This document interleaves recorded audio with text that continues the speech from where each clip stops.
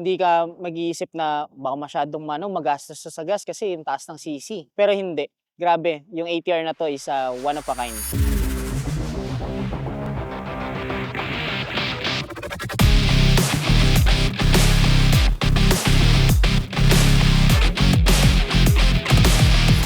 Hi, good morning. My name is Robin Reyes and I'm a full-time choreographer and coach of Serpent Eagles Dance Troupe. For me, ATR 160 is my best choice. Sobrang di ako pinahiya nito. Actually, this is my first bike and hindi ako nagsisi sa pagbili ko ng ATR 160 dahil kompleto features nito. Sobrang compact. Hindi siya sobrang laki pero may big bike features siya. One of my best experience with the ATR 160 is nung nag-long ride kami papunta ng San Ildefonso, Bulacan. Nung dumaan kami papunta ng Bypass Road, sobrang na-enjoy ko kung paano nag-perform yung ATR na to. Sobrang ganda at hindi ako nabitin. Grabe yung takbo niya, hindi ako tinagtag na ito sa biyahe. Wala ring reklamo yung OBR ko kasi sobrang comfortable and smooth ng surface ng pinakaupuan. Hindi siya sobrang tigas, hindi rin sobrang lambot. So, nagkakaroon kami ng commotions regarding sa lubak, no? Hindi kami yung parang ang sakit ng katawan namin kasi natagtag kami. Talaga nagbibigay siya ng better comfort in terms of riding. Kaya ATR lang talaga, ATR lang talaga. Another special features para sa akin ng ATR 160 is yung rear shocks and front shocks niya na naka-inverted. Sobrang sturdy tignan. Every time na nasa stoplight ako, nagiging head turner siya para sa iba kong pangasabay na motorist, no? And sobrang flattering para sa akin na meron akong ganong klaseng motorcycle na dala. Basta feeling, hindi lang basta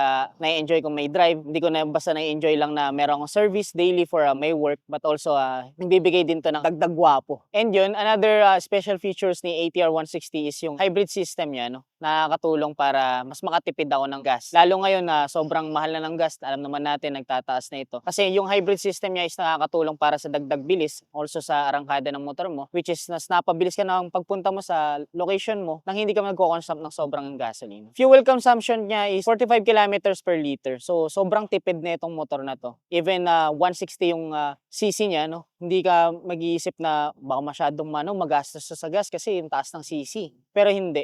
Grabe, yung ATR na to is one of a kind. Again, this is Robin Reyes. Maraming salamat sa Bristol Motorcycles for giving us the experience of this ATR 160.